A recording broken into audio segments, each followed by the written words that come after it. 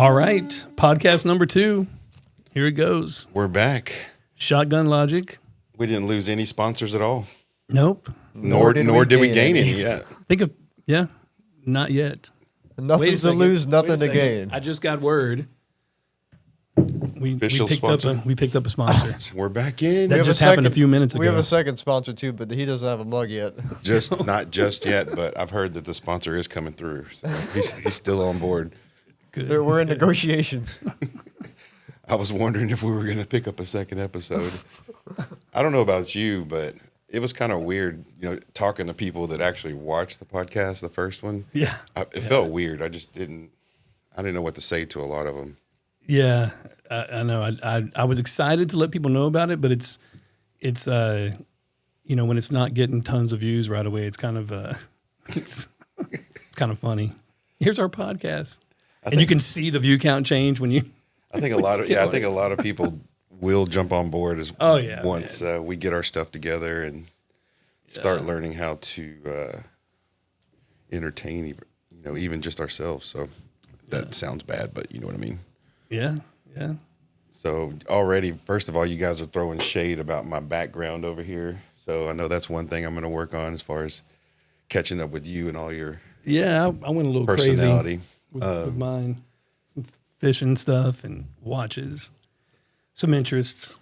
Yeah, I like your mount over there. Your trophy. That's an 8-pound bass out of a stock pond, East Texas. You could throw a rock across the pond. Did you actually catch that? My dad did. Okay. Actually. So, False advertising. I didn't think so. Do you hunt or anything like that? Man, I shoot, as much as I can, but I've never really been on a true hunt, Really? Yeah, dude. I know. Zero.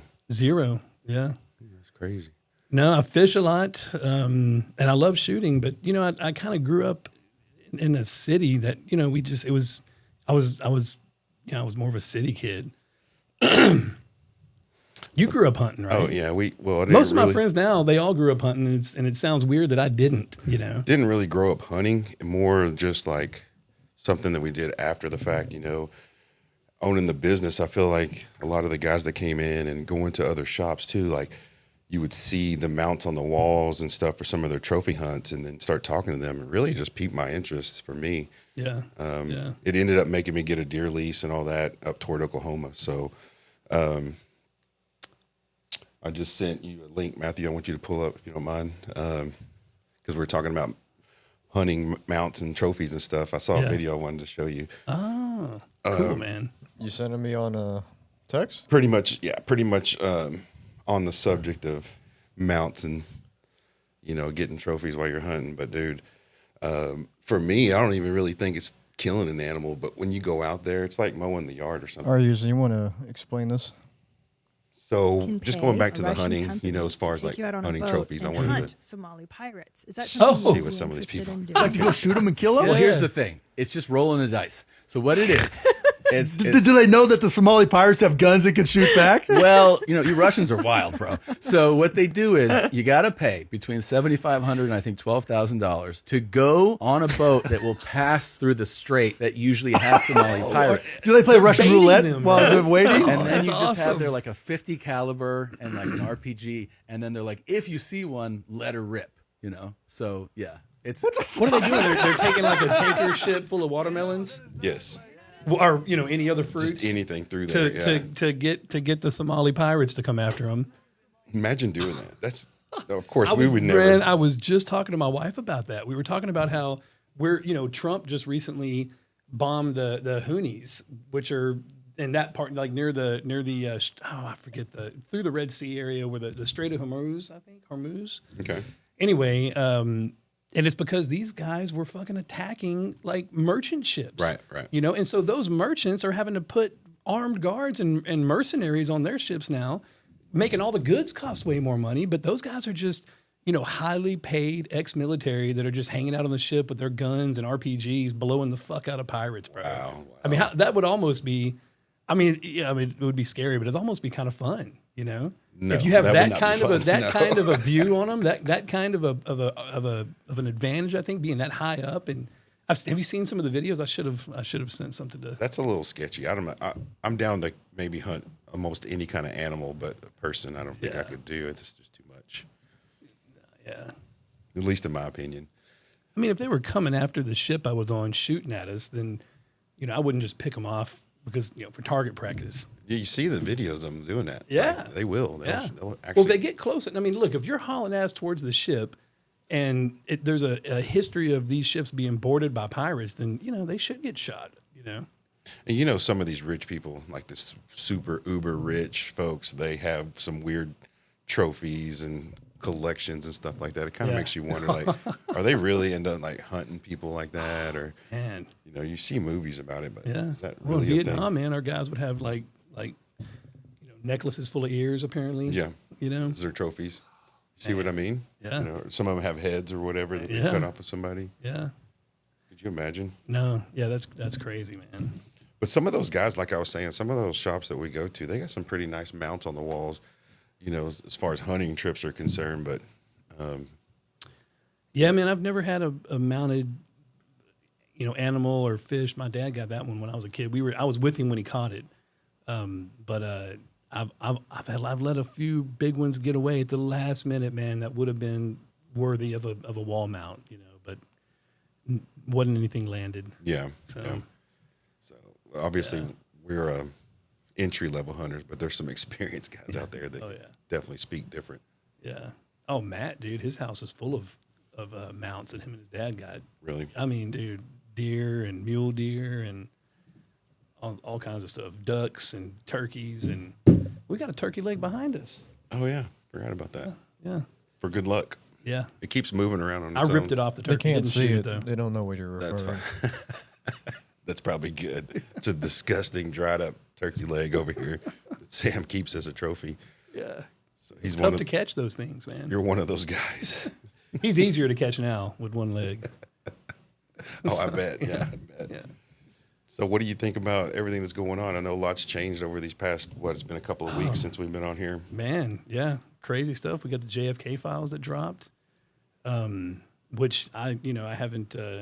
It seems like it's still just a lot of speculation, but apparently, I don't know. I mean, I think the same thing is. We always knew there was something going on in the government that was kind of surrounding that whole situation, Obviously. Yeah. So speaking of stuff that dropped, did you see the video of the astronauts coming back? Yeah, man, that was pretty badass.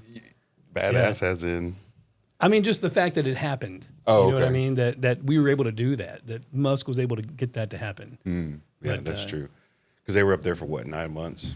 Yeah, and apparently Elon asked Biden if, hey, would you like me to go up there and get him? And no, politically he just didn't want to see, the world to see Elon, who's aligned with Trump, rescue these people. Why is that?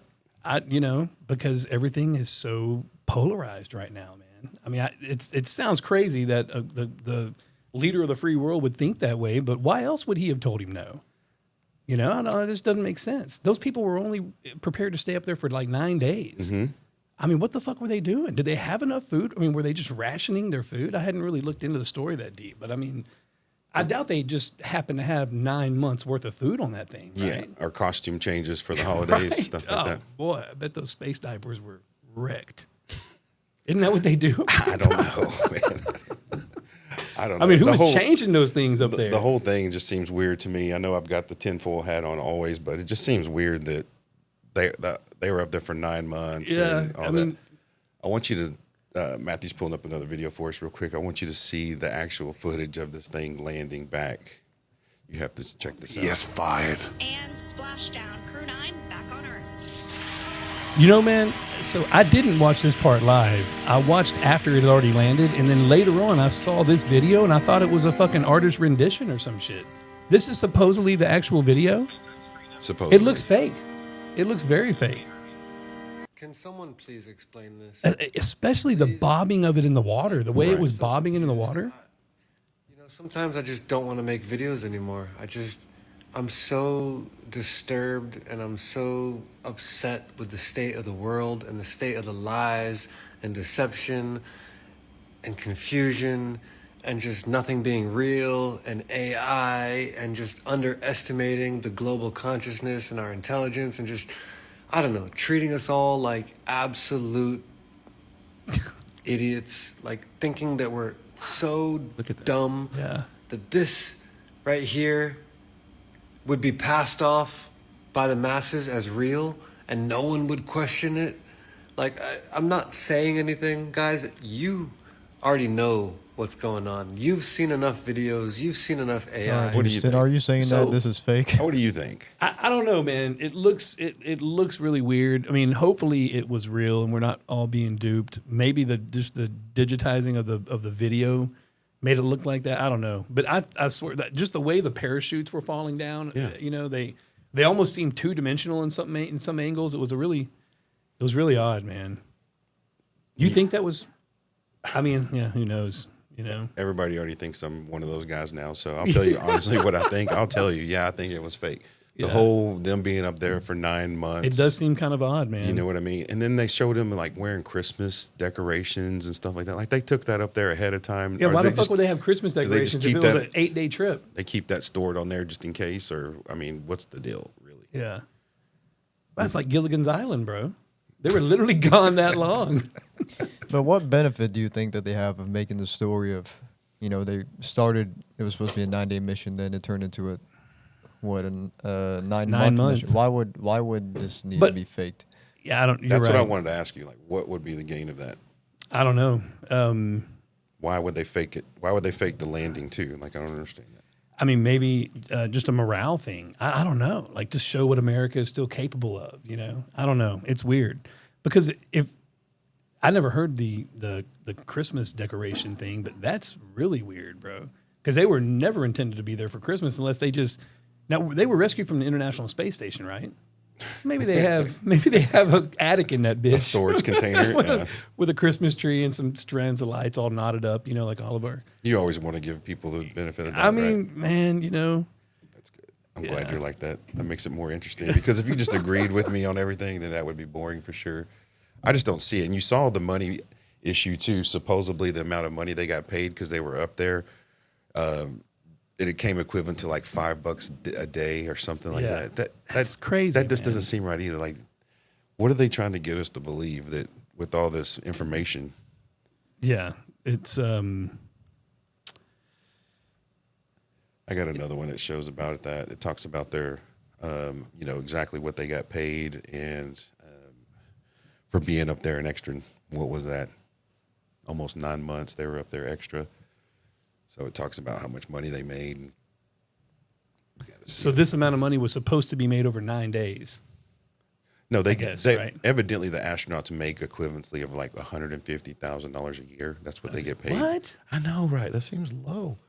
What? I have installers that make that much money. Yeah. Only supposed to last 8 days, they ended up being stuck for 9 months. Butch Wilmore and Sonny Williams have now returned to Earth. According to NASA's 2024 pay rates for astronauts, Wilmore and Williams earn approximately $152,258 per year. The space agency revealed that the duo receive a daily allowance while in space, but as they are on a long-term temporary duty, it only amounts to roughly $5 per day. So, despite Because their their meals are trip paid taking for, bro. They got space 278 ice days cream. longer than planned, they only received about $1,430 for their entire 9-month stay. How does that make So sense? they make less than Nancy Pelosi? Oh yeah, for sure, for sure. We got to check their bank accounts. They're probably millionaires though. Bro, and they probably have to go to work every day. You know what I 14 mean? They probably have an Well, office they're they go to there. when they're not in space. You know, Oh, they okay. probably go in. I thought you meant know? why they were trapped. Well, no. I mean, yeah. They got to pass. for Okay, those could you days. imagine sending? Let's just say you send one of your techs on a job, and he gets stuck bro. somewhere for Dude, 9 that would months. screw us up so bad. the But rest of the- you're gonna tell him, it's okay. I'm gonna pay an extra $5 a day. I got you covered. You're gonna make I will. I mean, $1,500 they for were this. a captive audience. They didn't have much of a bargaining chip from they. Surely they think we're stupid, right? I mean, Yeah, that's, that is. none that's of that ridiculous. makes any sense. It doesn't to me. make any sense.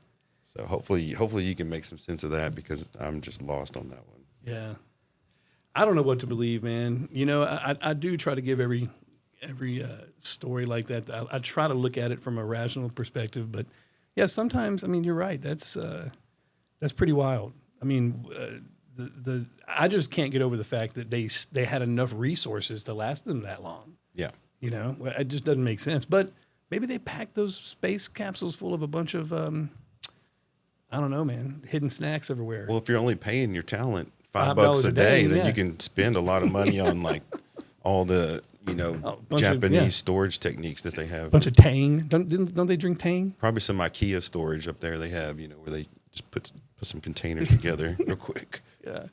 Did you see the new revolution on the pyramids, man? Yes.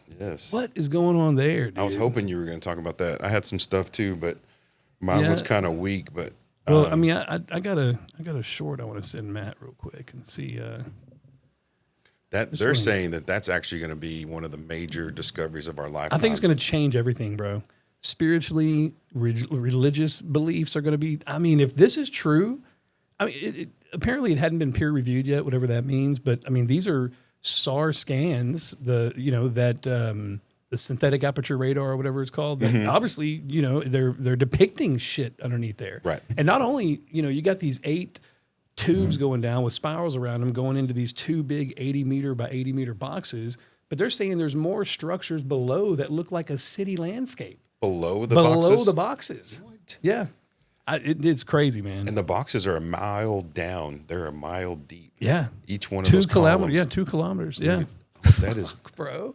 and they're doing that with rubbing stones on top of rocks to Well, that's the thing. I mean, I've never believed the mainstream archaeology theory of you know, that it took 20 years for these Egyptians 4,000 years ago to build the pyramid. It's impossible to me. I mean, 2.2 million blocks, I think two tons on average each, and then some of them that are 80, 90 tons. Coming from so far away, like the quarries. 500 miles away. Aswan some of the Quarry was granite. 500 miles away. Yeah, I saw that, like the granite in And the King's they Chamber. use certain types of granite, you know, and they would change throughout different portions of the structure. And that granite's all, it can be energized, you know, it gives off, I mean, you know, quartz is in watches still because it has a heartbeat to it, basically. The electronic personalities, yeah. The crazy thing is like those pitchforks that they found in the ground that are, you know, it's obviously some sort of technology that we know nothing about. Yeah. You know, somebody of a higher understanding knew that that's something that you can harvest from the earth and create electricity. Because basically that's what they're saying is just that was the focal point that pushed out the electricity for the whole, I guess, the whole world. Well, it was Tesla supposedly built his tower after in accordance to the pyramid. Yeah. And, you know, with aquifers underneath it and the way it pulled power from the ground, and it makes you wonder, like the hydrogen technology, like how they pull electricity and, you know, stuff out of water with the new hydrogen stuff. I had a customer tell me that he's passing on all the EV and he's waiting until the hydrogen gets worked out in these hydrogen cars. He's like, that's going to be the wave of the future. Well, there's been people over the years, you know, that have been killed behind that shit. They come up with cars that run on hydrogen or just compressed air. There's a compressed air car going around right now that's getting like 70 miles to a pump, right? I guess, you know, you charge it up with air, and I'm sure it's a huge cylinder, just massively pressurized, slowly releases it, and it's fucking turning pistons and gears. Wow. And yeah. Sam, here's that video you sent me. Sands of time, a discovery that could rewrite history. Scientists in Italy have just revealed what they believe are long-lost secrets buried beneath the Giza pyramids. Using advanced SAR radar scans, they detected structures that extend far deeper than ever imagined. 5 identical chambers hidden in the heart of the pyramids, and beneath them, 8 colossal tubes stretching 648 meters into the earth, wrapped in what appears to be staircases or even ancient coils, perhaps part of a long-lost power system. These tubes lead to 2 massive underground cubes, each 80 meters by 80 meters. And ancient texts whisper of a hidden library, one that some speculate could be linked to the fabled knowledge of Atlantis. But the most intriguing theory of all, Nikola Tesla himself once hypothesized that the pyramids weren't just tombs, but harnessed the Earth's natural frequencies. Could this discovery prove that theory is true? Because hidden beneath the sands... Yeah, man, if this is true, everything on this planet is different now, bro. They're going to have to use that SAR technology to scan this whole planet. You know, there's thousands of pyramids in China. Maybe these fucking structures are under all these big pyramids. True, you know? true. Maybe they're under these pyramidal structures on Mars, bro. I mean, who knows where this shit comes from? Maybe that has something to do with the Nephilim or some shit. I mean, no human could do that, right? I mean, I think we would have a extremely difficult, maybe even impossible time doing that today. With our technology. Yeah. Or they would have to literally have an Elon Musk type character build equipment just to do that for, right? Like you'd have to have certain boring machines. You would have Exploration type stuff. Yeah, I mean, you can't. They try to make us believe the pyramids were built by a Bronze Age civilization, Right? But bronze won't cut granite.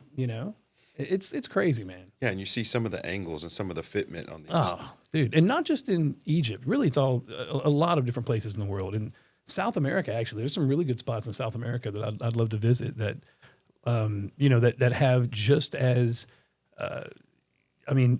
just as unbelievable architecture with megalithic blocks, not quite as big as what you see in Egypt. There's another place in the Middle East, Baalbek, which is, they claim it's a Roman civilization, but it's like 1,000 miles from Rome, which was the capital, right? It's still in that part of the world, but it's very far from the capital.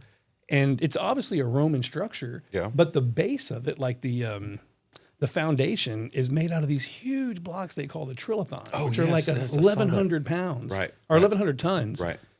And then literally right on top of them, it's almost rubble type building. You know what I mean? It's little small. And I saw something earlier that aside from those trilithon stones and the other ones that are still in the quarry, ancient Rome's largest block they ever moved or ever constructed was 43 tons. So you go from 1,100 ton blocks that are the foundation, and everything else you touch from that on there on out is smaller. That doesn't make sense. Why are you regressing in your abilities? I'll give them that part as far as like they can move it. Okay, let's just say they could move it, whether they're moving it with frequencies or dinosaurs or whatever, pterodactyls. Let's just say a pterodactyl fluid over there. Okay, the part that gets me is the fitment. How the stuff is like laser cut and butts up against each other. Dude, I cut stuff for a living. Yeah. We use surgical equipment. Could you imagine doing that? And so there's parts of the pyramid, actually the parts of the Sphinx chamber where the granite facing has fallen off, and they see the back of the granite that was up on this natural stone wall, and the back of the granite is all like a mirror image of what the stone wall, the natural wall was. So they literally were taking this granite, making it look really nice, contoured compound angles on the front side. And then the back side, they're having to make it emulate the wall so it fucking fit on there. I mean, it's amazing. I couldn't imagine us doing that now. Right. Or we would do it now if we could do it now. Yeah. Yeah. And again, why would you? And it had to have been easy for them because, that's the reason we build buildings the way we do today, because that's what we know. It's easy for us. So these people aren't going to be doing something that's so extremely hard. It was, beyond possible for them to do back then. Whoever was doing it, it was easy for them to do, obviously, because they did it all over the world. Yes. All over the globe. And the thing about it being all over the globe, they're saying it's all along the same latitude line. You know what I mean? Yep. All these monuments fall on the same. So let's just say the same section of the earth. So obviously there's something under the ground there that is drawing them for the power or the electricity or the elements or something. Here, I'll show you this thing on Baalbek real quick. This is Jimmy Corsetti and Joe Rogan. I don't know if you've seen Jimmy Corsetti before, but he's pretty good, man. He's like an alternative archaeologist type dude. But I hate saying it or calling it that now, because I just think it's mainstream archaeology has to follow a certain path line because that's what they've taught people. People have master's degrees in this stuff. They're vested now. Yeah, they've written books on it and peer-reviewed, studies. So it's just like you said, it'll affect religion. It'll affect everything. Yeah. Here is evidence for all that have eyes to see. Look how they obviously use broken stones and constructed on top of it. Why would you go from making the most advanced stones in history that far exceed anything you see in Rome? Why would they have the most impressive feats over 2,000 miles away from the capital? In fact, let me just say this. When I'm talking about 900-ton stones, the largest stone in all of Rome is 53 tons. It's the capital block that make up the Trajan's column. This is 15 times heavier. Right here is... And look at the fitment. Yeah. Oh, it's crazy, man. And I love when they show the quarry those rocks came out of, because there's like 3 more rocks in that quarry. That they didn't take? That quarry, yeah. But they just found that recently, like 15, 20 years ago when I first saw it or read about it, they just were talking about this stone they called the stone of the pregnant lady. And it was just one big stone sticking all awkwardly out of the ground, but it was like a 1,000-ton stone. And that's all there was, you know, and then there was a lot of other areas of the quarry where they could tell big blocks had been taken out of it, but that was the only one that was left. Like, why would they leave this here? It was totally cut out of the ground. Well, they started excavating that area, and there's two more underneath that are even bigger, bro. Like one is 15,000 tons or 1,500 tons. Another one they think is like 1,200 tons, but they're totally released from the ground, but have been buried like in some sort of mud flood or something. Like they were in the middle of getting all this, quarrying all these rocks, and something happened, bro. Like the obelisk in Egypt, you know, I'm sure you've seen that. Yeah, where they why left would it. they just stop? That one cracked. Possibly that might have been it. Isn't that crazy how they could tell that, oh, we have to stop now. It's got a crack in it. We're going to just leave it What's here. crazy is they're trying to make us believe they were using dolomite pounding stones To cut those. cut those out, bro. Can't even cut sheetrock that straight, much less stone. Yeah, pretty wild. I don't know. It's pretty exciting, though, all the stuff that's popping up. And, of course, the people that run the sites of Gaza, the actual, I guess, I can't remember. I can't pronounce his name. I'd murder it anyway. But Zahi Hawass? yeah, how he's denying it immediately. Bro, yeah. Oh, he's calling it fake. Yeah. He's calling these new scans fake. Already. Yeah. But, yeah, you know, there's pits and tunnels all over the Giza Plateau that he has boarded up or blocked off, doesn't let people go into. I'm sure they probably know a little bit more than they tell. For sure. But if he also, you know, he's part of Egypt. He doesn't want to admit that Egypt might have not really had anything to do with these pyramids. This might be a pre-civilization eons before Egypt that Egypt happened to walk up on, right? But if you admit that, then again, you have to change the entire history you've taught everybody for all these years. Right. Just like the pottery they thought they found, how that it was supposed to Bro, be have you pottery. looked into that? Yes, but Dude, that is the it's not even coolest shit. pottery at all. It's made out of granite. Yes. Well, dude, my son is he's really into ceramics, right? So he's throwing on potter's wheels and making cool vases and bringing them home. And I showed him those. I'm like, dude, check these bowls out. You know what it takes to make a bowl out of clay. Imagine doing this out of granite. And it's flat on the inside. Dude, it's perfect. They're just, I mean, they found like 40,000 of them, dude. What are they doing with 40,000 granite? What were they used for? It obviously wasn't for food or something. Dude, and they were all in the bent pyramid. They were all in a chamber in one of the pyramids in Egypt. Just so weird. And you can still go in that pyramid. They let tours go in there, and there's still shards of them all over the ground. You can pick them up and take them home as souvenirs. Yeah.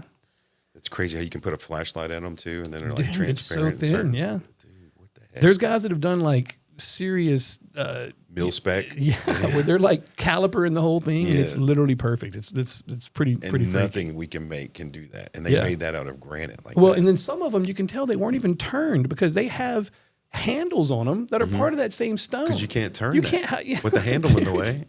Crazy. Unless you can just attach granite on there somehow. Yeah, that's what every time I look at it, I'm like, maybe they figured out an aggregate where they could mix up and throw it in a kiln and it dries like granite. I mean, it just doesn't make sense. Obviously they didn't. I mean, they're made out of granite. I'll just say it. I'm going to tell you what I think. All right, I'll tell you what I think. Not that anyone gives a shit, but I'm going to tell you what I think. Okay. It was obviously somewhat of an advanced civilization, right? For sure, man. With either some kind of laser technology, something that they can cut with either lights or laser or some kind of technology like that, right? Yeah.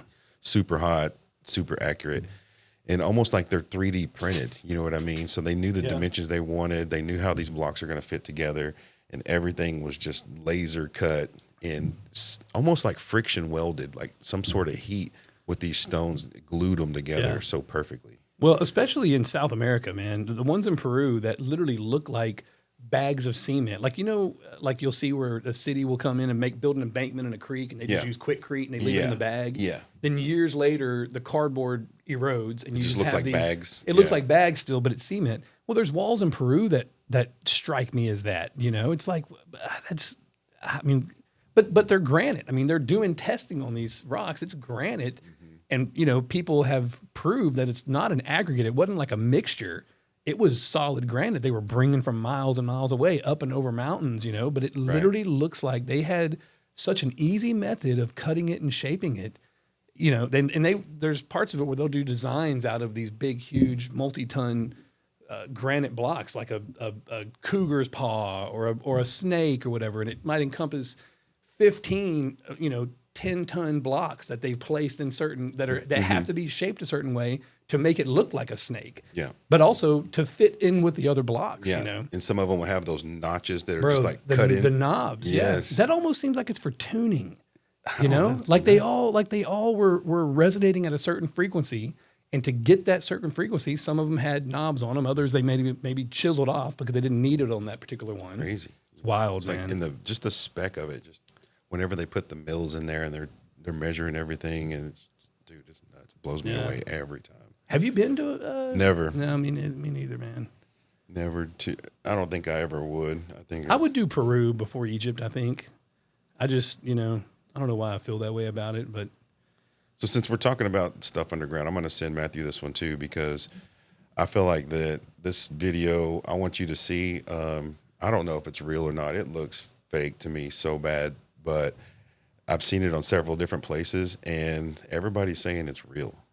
So it's cool, man. Everything that's coming out of Antarctica right now, how they went underneath down there. Yeah, and that's the problem with AI. You don't know what's real, what's fake anymore. Everybody, is always worried about AI. Penetration's column. This Check is this 15 out. times heavier. Right here is evidence for all that have eyes to see. Look how they obviously use broken stones.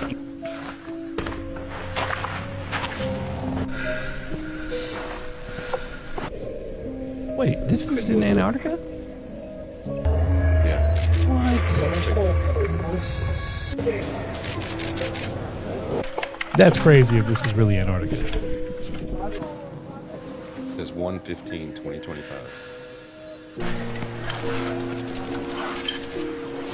Well, there's a lot of pyramidal structures in Antarctica also people have found on Google Earth. It's probably fake. It probably is. I wouldn't be surprised, though, if Houston, there I can was... tell you right now, looking at that is AI generated. Damn. I'm sorry. I'm gonna have to shoot this down real quick. That is fake as shit. Our viewers appreciate you, Matt. Thanks. So it's confirmed. That's pretty good. Matthew well, but confirmed the one really cool thing, man, about the those structures under the pyramid, right? You've always heard about the Hall of Records. Like Plato even talked about the Hall of Records when he was telling people about Antarctica. That they're under the pyramids, right, or under the Sphinx or whatever. And now we get this. But why would they put a Hall of Records down there? It seems like it's more of an energy thing, like for sure. But what about those 80 cubes, by 80? I know the cubes. They were saying that could be storage for halls of records, but that doesn't make any sense. It's almost like that would be like some sort of containment container or something that has something that is actually making the electricity happen. Yeah, maybe like some sort of material in there. Yeah, I mean. I think is it Robert Dunn, one of these guys that that you see on I guess ancient aliens and shit on the History Channel. He has a really cool power plant theory on the Giza pyramids, right? So if that is true, well then fuck, that has to correlate with what I mean, in those spirals, probably coils. Yeah, they're probably coils. They're probably some form of coil that's bringing something up. I doubt they're walkways. Imagine that, a fucking 2-kilometer long walkway. I mean, who's making that walk? It would have to be giants. It's got to be bro. longer than 2 kilometers anyway, because it's in a spiral, right? so it's got to be longer. Man. It'd be like going up the old Der Stuka, Wet and Wild when we were kids, man. How do you remember that? You know what I'm talking about. Wet and Wild. That's hilarious. Especially in Garland. Oh, man, that was... Dude, you had Whitewater in Garland, didn't you? Yeah, Whitewater, you're right. Yeah, it was Wet and Wild after that. Yeah, I never went out that way to Garland, man. We were always closer to Arlington. Oh, I bet. I bet. We had a Whitewater in Grand Prairie. It didn't last very long, though. Wasn't it across the street? Weren't they right next to No, it was on 30, but it was next to where the Wax Museum is now. Wrigley's, believe it or not. It was crazy. It was only it was on the same side of the road as 30 as Wet and Wild, but it was 10 miles away. Okay, yeah, maybe less than 10. I don't know why I was thinking it was closer. Yeah. Dude, I wanted to show you something else too real quick. It was talking about the fires in California. Not to bring up old stuff, but I feel like that it's something important that everybody needs to know. especially whenever, I guess it could even happen here in Texas, but you see all these wildfires and everything happening, right? Yeah. Came across a lady's video today. I guess it was yesterday, sorry. And she was talking about how, I mean, we already know this, especially as business owners, that insurance companies are here to scam you. Yeah. But she's talking about with all these fires in California, how all these thousands and thousands of people are going to really just be tossed out of their homes and like what happened in Hawaii, I guess, right? End You're up a selling. homeowner and you have a home and you have insurance and you've been watching what's going on with those fires out in California. We need to have a conversation. I am somebody that deals with insurance every day of my life on behalf of homeowners, and I am here to give you some tidbits, some information that will hopefully in the long run save you some money and some heartache. So get you a pen, get you a pad, let's buckle up and get ready to go. First and foremost, please understand that you are not in good hands. Not with State Farm, not with Allstate, sure as shit not Progressive. None of them. They are not there to be your friend to make sure that you are taken care of. They are there to collect a premium and hopefully never pay you a dime. And if they got to pay you a dime, they want to pay you as few dimes as they have to pay. Got it? Good. Now we can move on. So basically, what Second, she's talking about is just how they're scamming you, right? Just let it play, Matthew. She gets heated up. She is, people, But a salesman. They sold you you can tell a by her product. energy, Whenever dude. you She's file a claim, passionate they have about no this. Like pull, she they have no sick of decision. They're not people going to get getting anything screwed done over. for you. Okay, so hopefully you had a good salesman that gave you enough information about your product, and hopefully you are a good enough buyer that you didn't just buy it based off cost. Because if you did, you fucked yourself. One of the first questions I'm going to need you to ask your insurance agent is if they are selling you an ACV policy or an RCV policy. This matters. It's going to hit your bank, okay? ACV is actual cash value. That means they are going to give you what they deem that it is worth at the time of the loss. What they deem it is worth at the loss of time. RCV, recoverable depreciation. This is what you want. This is what you need. They're actually going to give you the money to rebuild it. Now that you know that, make sure that you are checking these amounts every couple years. All right, so basically what she's saying is that you have to make sure you have the right policy. And not only that, you have to make sure that you go through and take pictures of everything in your house. Videos, everything in your safe, all your jewelry, everything. Your contents. All of your belongings that are inside that house. Here's a fun fact for you. So, you can pay for $200,000. You can pay for $1 million worth of contents. You give them that money every month and they don't say a damn thing about it until you file that claim. But this is where it comes in. If you have a claim, these poor people out in California, guess what they have to do? You have to prove that you had that amount of items in your home. That's right. You need to take photos of every single room of your house. You need to take photos of your closet, of your garage, your drawers, your cabinets, your jewelry, everything, folks. You have to be able to provide your insurance with an itemized list of everything in your home you are wanting to be replaced. And Put then you remember what I said? Put that link in the comments, Matthew, so people can that's get crazy. to that. You know, my insurance company makes me get extra riders on all my watches, bro. Oh, I bet. They won't let me. They're just not on the regular policy. They're like, hey, look, here's how much you're going to get if something happens, and if you have a couple of watches that are worth quite a bit of money, you know, I mean, even if you have 20 receipts. of them, right? Nah, they don't give a fuck, bro. I have to get them all appraised, and then there's like a rider, a policy. And for a long time, I was buying and selling and flipping, and you know, I'd buy 2 or 3 watches, and by the end of the month, I might have 1 or 2 different ones, and every time I'd get a new one, I would call my insurance company. I'd send them the appraisal, say, hey, this is my new watch. It's worth this much. Take this one off the policy. They considered me a commercial policy because I was flipping so many watches. Yeah, I can see that. And they dropped. They're like, sorry, we're not gonna fuck with you anymore. Right. You're not. This isn't your typical homeowner's policy. You're too hip So I had to to the find game. another company that was, you know, a little bit more money because, you know, I'm like, this is just a hobby, you know, but it's really almost such a pain in the ass that most of the time now I'll just throw it in the safe and wish for the best, you know. Yeah. Well, if you're interested, watch the rest of that video because dude, I'm telling you, she goes in and she's just basically spitting knowledge on these insurance companies. She works in that environment all day and she's just tired of people getting screwed, you know, they just getting hammered. And I just feel like that one good thing that we can do is just try to put out as much useful knowledge for people to keep that from happening to them. Like check your policies, folks, check what's going on with your insurance. And I don't know if you've been looking at your homeowner's policy. Mine's been going nuts. Our deductibles went to the 3% deductible. Yeah. They didn't even notify me. Yeah. And I'm with a small company. I'm with Germania. Are they based down there in Forney or? No, I think they're in Denton or Sherman, but great company. But they did the old switcherooski on your boy, and my deductible went from like $3,500, on a claim up to like almost $12,000. So what that lady was saying in the video is a lot of these people are getting into the point to where they're not able to cover, because they're still having to pay their mortgage, they're still having to pay for all this, and they're not able to cover the replacement of their home. So they're just selling to the first person that comes available to them. Oprah right. and The Rock. Right, right. They bought up all of Hawaii, I heard, conveniently. I just don't. I think that should be illegal. I don't think anyone should be able to be pushed out of their house. No, like that. I mean, you should still have rights to that ground. And if you can afford to rebuild, your insurance is going to help you, then they should let that take as much time as it needs to take.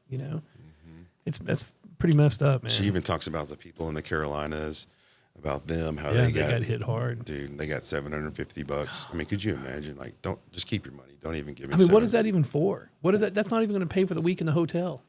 That might pay for 2 days, maybe. Yeah. Yeah. I mean, especially when a catastrophe like that happens, because all the hotels are sold out. So these little Motel 6s and Motel 8s that do have rooms are probably charging $300 a night, instead of $120 or whatever their normal rate would be. I mean, that's horrible, man. We're very fortunate to live. I mean, I guess we can deal with tornadoes and shit here too, man. I mean, you never know. But I mean, I'm glad we don't have to worry about hurricanes that much. Of course, but North Carolina, those they were up in the mountains. They typically didn't worry about hurricanes. Yeah, you don't worry about a flood if you live in the mountain. Yeah, that's crazy, man. But I mean, I guess we're talking about something completely different.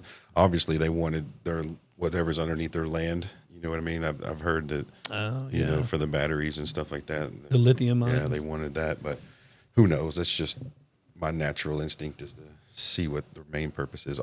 Obviously, we're lucky. We live somewhere where no one wants to steal our land from us. We're in the middle of nowhere, Texas. So, I think the biggest thing too is just trying to talk about these issues for folks, because everybody just sweeps it under the rug. The news cycle is so quick that everyone's already forgotten about the people in North Carolina. Everyone's already forgot about the folks in Maui. Yep. The people here in the United States. You get so wrapped up in what we're doing in other countries that everybody here just kind of gets the short end of the stick. So speaking of the Maui fires, I don't really have anything queued up for this, but I know you were into it when it was happening. What do you think about the blue roof situation? Have you seen all the blue roofs going up in China? Yeah. And all the apparently a bunch of Chinese companies are selling blue tarps all over the fucking world now that people are putting on their roofs and shit. Yeah, because the frequencies won't penetrate it. Yeah, certain color paints they're selling that are real hot now on Amazon. Blue paints. It makes you wonder. The whole direct energy weapon deal. It makes you wonder. Yeah. Well, General Milley was caught apparently in what they call it, the Summer of Love, after George Floyd got killed and all the riots that were happening.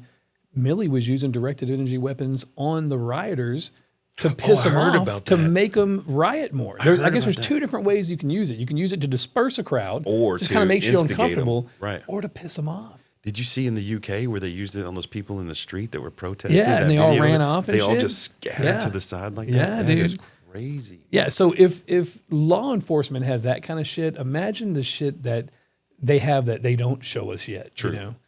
I think that, nobody wants a World War III, but I think nukes would be the least of our fucking concerns right now, bro. I think there's so many more,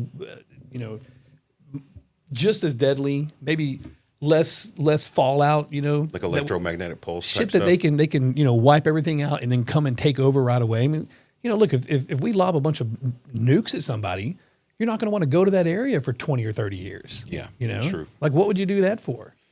Especially in the day of mineral rights underground and shit. I mean, they'd want to get right to it, So I bet there's direct rods from God. Have you seen those where it's just a big like telephone pole size piece of tungsten steel that they drop from a satellite, and by the time it hits the Earth, it's going like Mach 30, and literally has as much impact force as like 10 Hiroshima bombs. But there's zero radiation because it's just a mechanical impact, Just the thud of just kinetics. Wow. Yeah. I've seen how they've done that with water, how they'll push water through certain pressurized systems. Oh, and it's like dude. a razor blade just cuts through cars and stuff. Yeah, that's nuts, man. Like a water blade. The water, yeah. Dude, could you imagine? Oh, man, I've been to some car washes that felt like that when you hit your, the power washers, like. What is the JFK stuff? I know you said some of the files were released, but wasn't one of the things they were saying that he got hit with a air pressurized kind of bullet from the driver that didn't leave a heat signature. It just leaves like a puff of air. And then they're saying that's what that kind of gun is what he got hit with. Is that in the fucking files? I don't know, but I saw somebody talking about I've heard people over the years talk about that the driver turned around and shot him. Mm-hmm. And they're saying that's what he shot, was like an air pressurized gun, kind of like that. Well, dude, the CIA has been working on all sorts of the poisonous dart guns. The heart attack gun. Yeah, dude, it's like a frozen little dart that just penetrates your skin and melts. Mm-hmm. The poison is frozen into a dart, Isn't that nuts? Yeah, dude. And then the good old, they'll just, put a couple of bullets in you, then make you hang yourself. They don't have time for the heart attack gun anymore. Yeah. We need to just get this over with.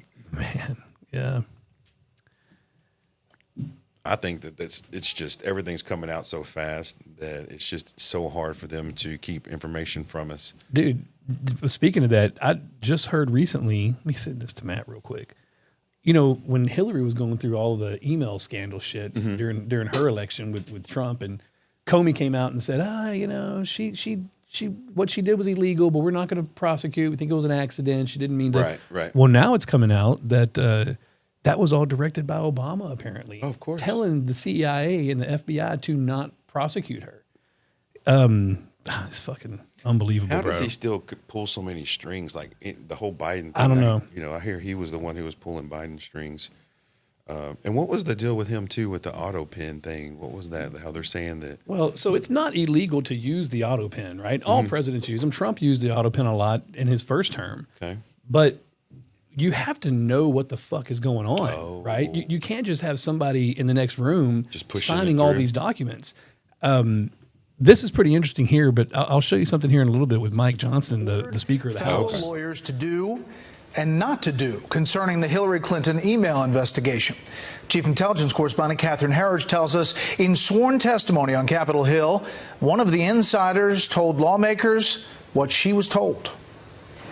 During closed-door testimony last summer, former FBI lawyer Lisa Page said the Obama administration's Justice Department advised the FBI not to pursue the gross negligence statute for Hillary Clinton in the mishandling of classified information. Former U.S. Attorney and House Republican John Radcliffe led the line of questioning about the statute, known as 18 U.S.C. 793. Radcliffe, you're making it sound like it was the department that told you you're not going to charge gross negligence because we're the prosecutors. Page interrupted. That is correct.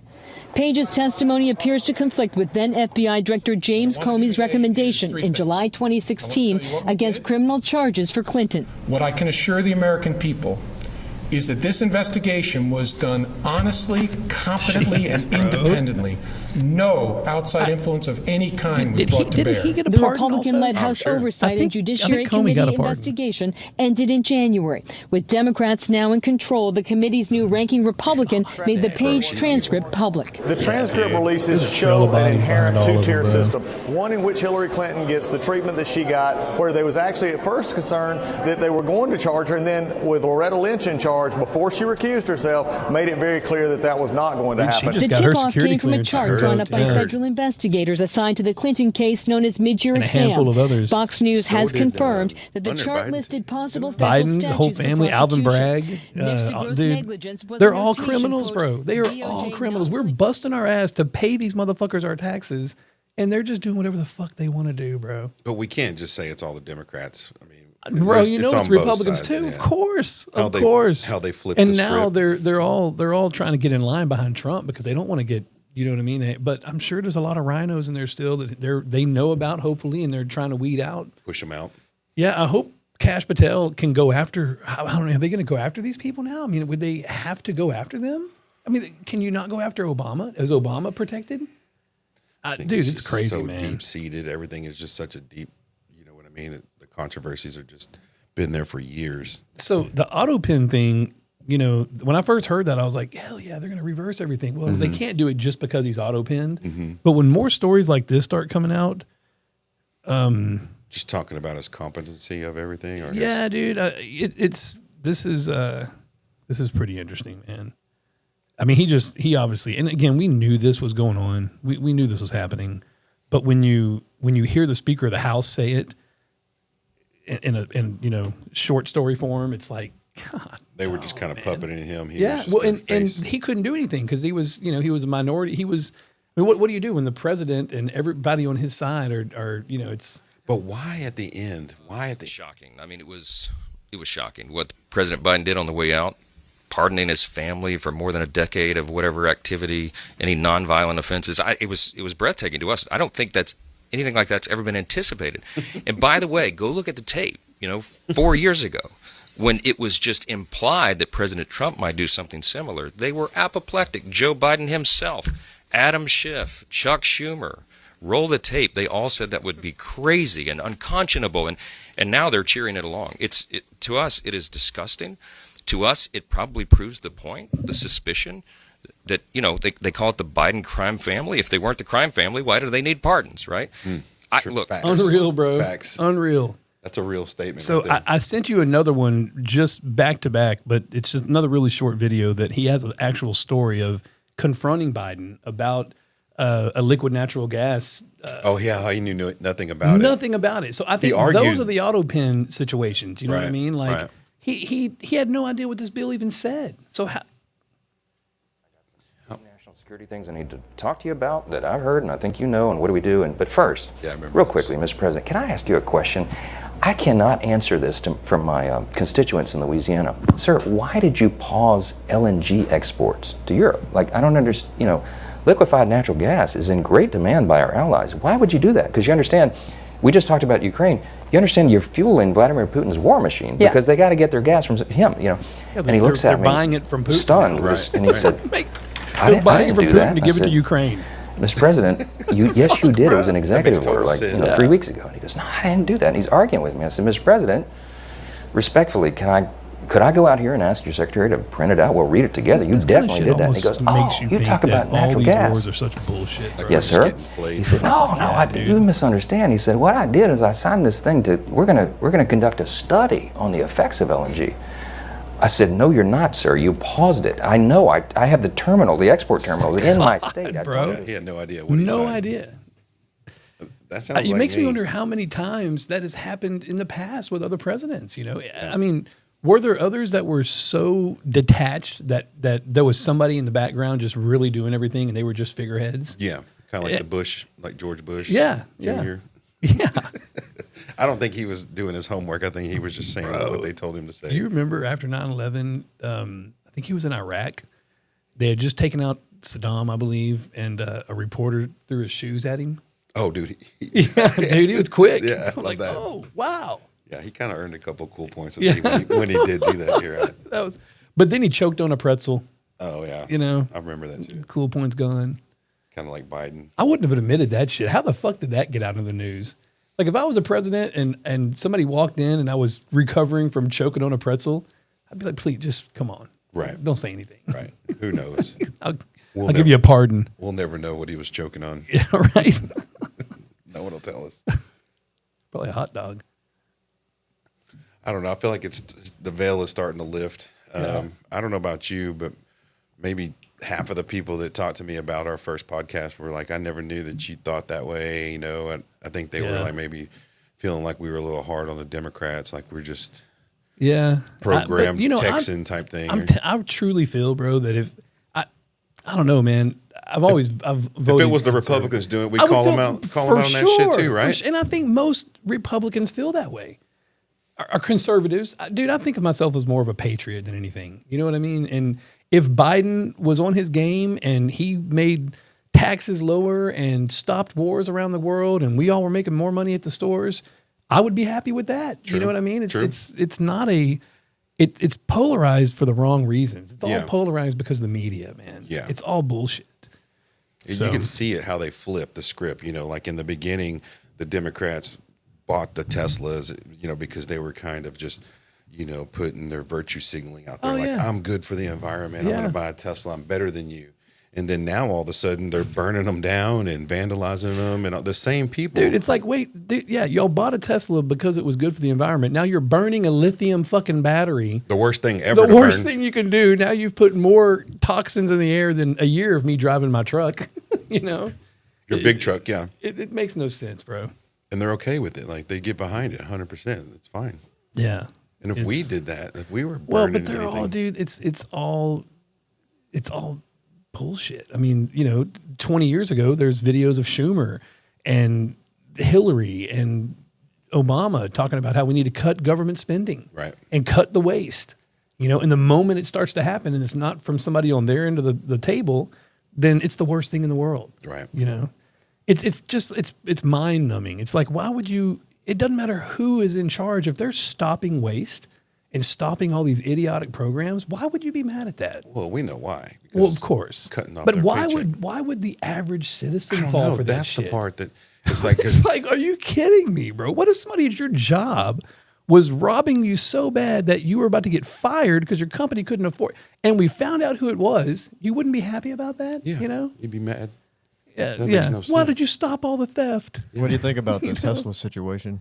We wanted it. You know, we wanted it. The Tesla situation is nuts because now these people are all domestic terrorists, right? Trump's talking about 20 years in prison. Yeah. An instant felony, 20 years in prison, which I think is great, you know? I'm not gonna lie. I went and bought stock. Like right when it was down, I went Yeah. and bought some. I moved. It's kind of flattened out, right? It's It coming hadn't- back up. Yeah. Yeah, man. Did you see the video of the old man with the white hair and the USA jacket get out of his Kia or whatever he was Yes. driving? And Like then he's they went driving and a found Korean him. vehicle. Yeah. Then they confronted him. Yeah, and his wife was in the I car. hope that dude is in jail now. You know, you keyed a fucking car on Why camera. though? What makes somebody?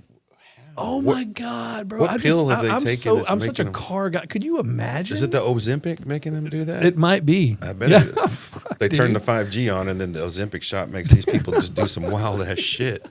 Dude, what the? I swear to God. Yeah, man, it's wild out there, I almost, I mean, I don't want to. I'm not a confrontational person, but dude, if I had a Tesla, I would almost want to put a bumper sticker on it that said, "I fucking dare you, Oh bro." my God. You know, Jesus Christ, bro. I got a That just customer makes me like so that. mad. He would do dude. that too. Same guy. I would love to see that. Wouldn't that be cool shit? I to saw see a the Tesla? opposite. I showed Matthew yesterday. I said they're doing the opposite. They're Uh-huh. getting the Honda Civic logos and putting them on the back. Yeah, and or emblems. It makes them look just like a Civic. No one, they're Jedi They're mind tricking de-badging them. it. They're Jedi mind tricking them on the Well, Model bro, 3s. these idiots that are doing this are probably pretty easy to Jedi mind trick. True. That's awesome. My wife was telling me she saw something on X where people are putting bumper stickers on saying, which this is kind of fucked up too, but I bought this car before we knew Elon was crazy. Nah. You know? Don't mess me up, please. I'm with you. Yeah, but I'm with you, but I'm just poor. I can't it's switch kinda my like, car. It's kind of like the people in LA and San Francisco now that just leave their windows down. Yeah. Because they're so sick of their Yeah. car being broken into. real, They're like, yeah. just fucking get in there. I Whatever hear you need Nashville's to do. getting bad like that too. Like Nashville, they're like, Dude, it's Dallas is getting bad like that. I mean, it's by the dude. hotels and stuff. Yeah, Uptown. You know, when my buddies and I were living in Uptown, we were living off Bowser, like just parallel with Wycliffe, right behind Bob, literally behind Bob's Steak and Chop House. Yeah. And I was walking downstairs. I don't know if I've told you this, man. I was walking downstairs one day and something caught my eye outside. It was my buddy Brian's car was kind of moving.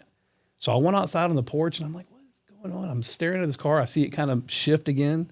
I walk up to the window, put my hands to the glass, and Somebody's a in there? dude's in there looking straight back out at me. He locks the doors and starts screaming, "I'm just wanting a place to sleep. Please leave me," you know.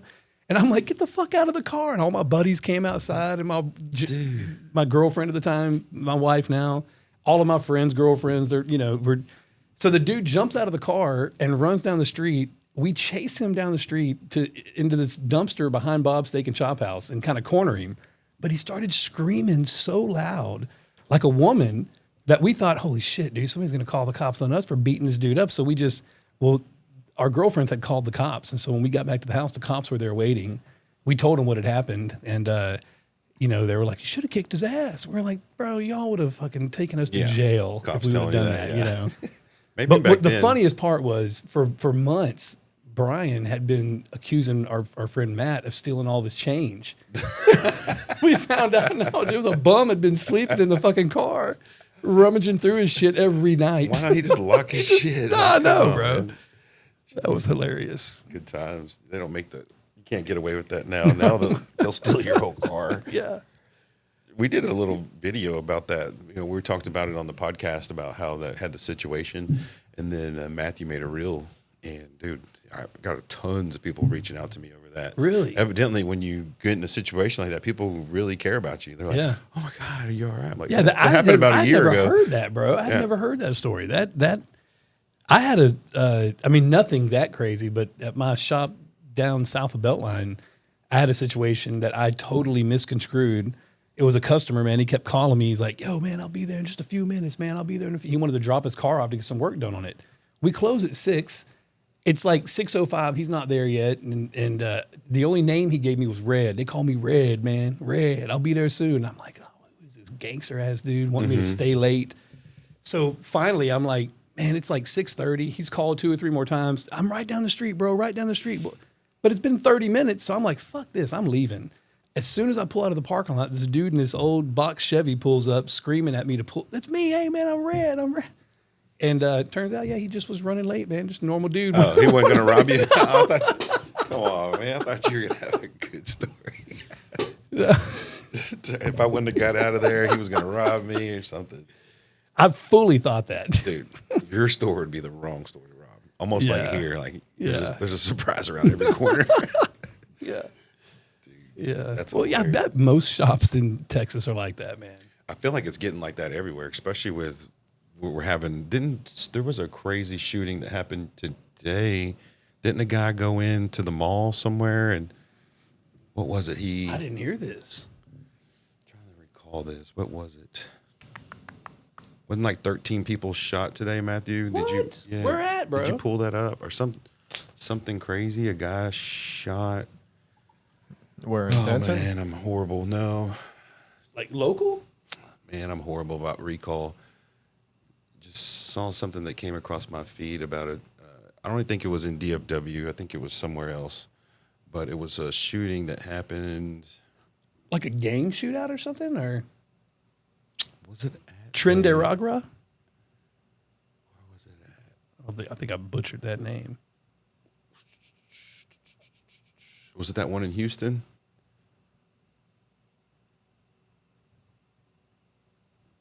No, that's not it. It's that go down. The 13-year-old boy shoots his classmates. What's that one? No, I guess that's it. I'll get my shit together and get better facts for the next pod. I guess I'll pull it up, try to find it.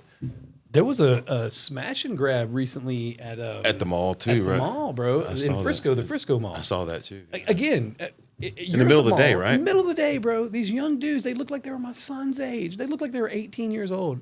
Wasn't it Neiman's or something? It was at Neiman's. Yeah. Bro, I think I would have yanked an arm off a mannequin, bro, and just beat the shit out of him. Well, you wouldn't have to because you have. No, but I mean, Your you pew-pew couldn't. on you. Could we get in? I don't know that. I mean, I have that Texas you have legal to have your protection, but life. yeah, bro. I'd be afraid. How does of it. that work? Like you pay monthly for that? I pay, it's cheap, it's like $20 a month. And they tell you, I got a card in my wallet for it. They tell you to call them first.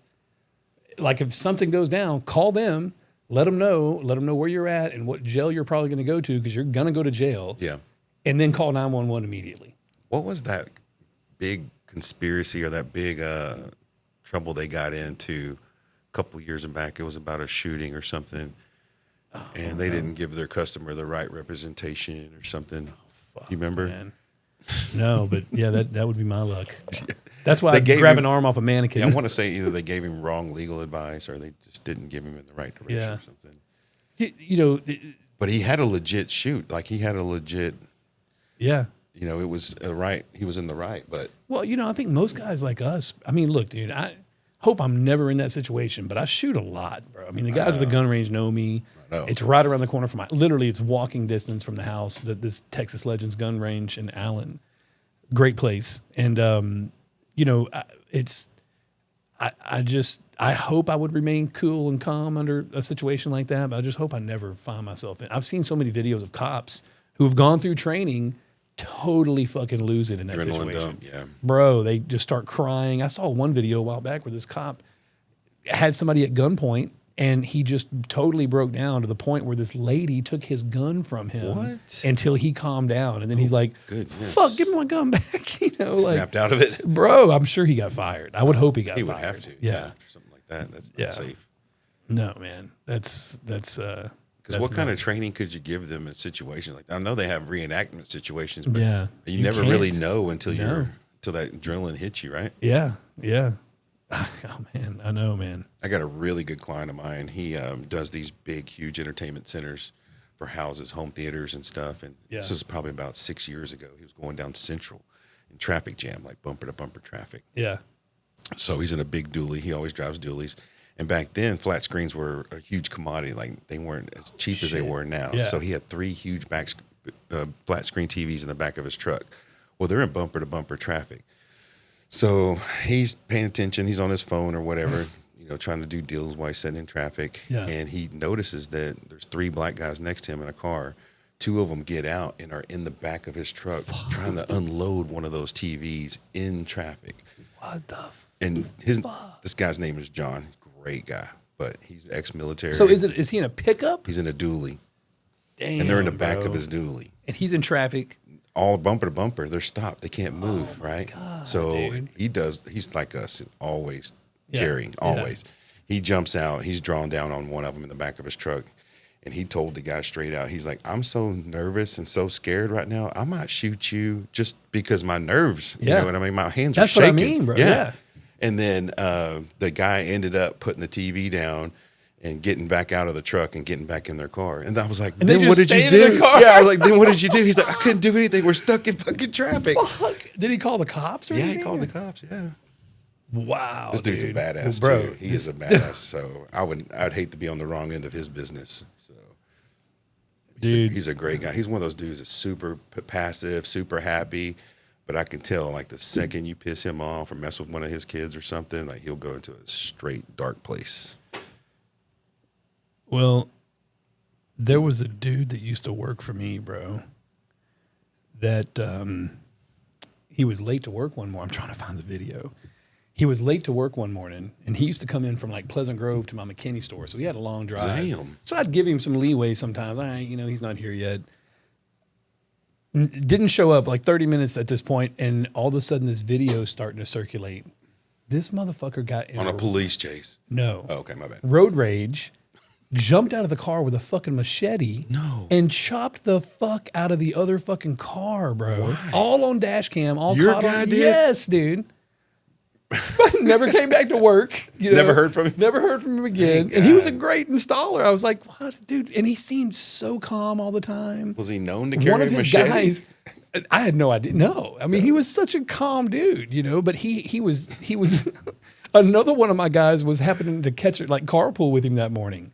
And so I don't know. He ended up making it to work like halfway through the day. I think he had him get out of the car, and he somehow They were together. Uber. Yeah, they were together. Good. And on the video, you can see them both in there. I'm like, oh, fuck. Bro. It was the funniest How thing. are you bro. just now telling me this? Like, I know. I don't know. I gotta find this video, bro. Good Lord. That's a great. That's probably on 635, dude. 635 will make you do that. I don't know if you ever get on that highway here. You probably don't because you live in Allen, right? Oh, Yeah. Central. Okay, Central's another one, but dude, I come down 635. You see some pretty crazy shit on the normal, just a normal day. You see some guys road raging and running each other off the road. It's common. Found it. You did. Send it to Matthew. Oh man, I hope he sees this video, man. That would be sweet if he did. Hopefully he'll comment. Oh yeah, it was, Have you been reading any of the comments? No. Matthew? There you go, Matt. Yeah, it's mainly like the comments that y'all have gotten so far is mainly like family. Like our family.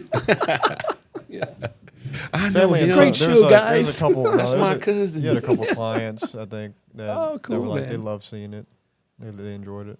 Well, I'm enjoying doing it, man. It's such a change from the norm. You know what I mean? But it's something. It'll be nice when we get a few more sponsors. Yeah. Take a little pressure off of our current sponsors. Yeah, I know. I feel like Here we go. commercials. All right.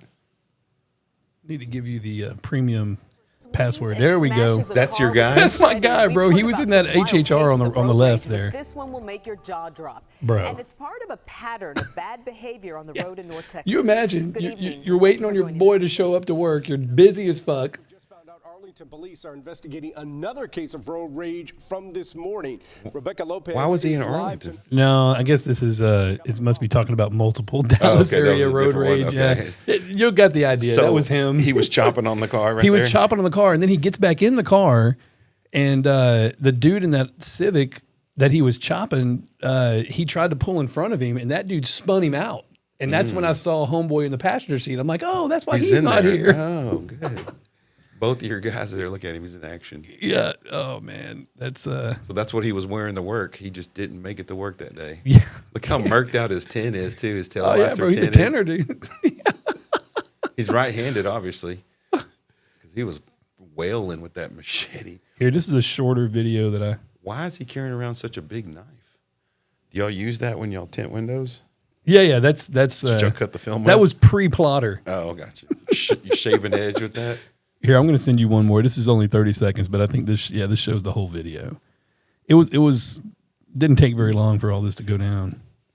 I'm going to be honest with you. I feel like there's probably a couple of videos out there of me popping out of the truck on somebody, but never with a big old machete. Well, all of my days of popping out of the truck were pre-cell phone. So days. you've chilled? yeah. As a man swings a machete during a heated traffic dispute, video taken by another driver shows two cars rubbing fenders until a man All 'cause he wouldn't let him in. starts swinging Dude, right? that Have you machete, ever gotten that smashing mad the at somebody back for not window letting of you the in? other Oh, yeah, driver's last week. car. Look, dude, he Look tries at to how get the dude, terrifying bro. this is. He was. The man casually gets back into his The car and man. tries to take off, though not before being Look. spun around by the other driver. Oh, That dude's pit pissed, maneuvered bro. him. He pit maneuvered him. Yeah. Nice. He's Man like, who I'm had gonna the chop machete. me up.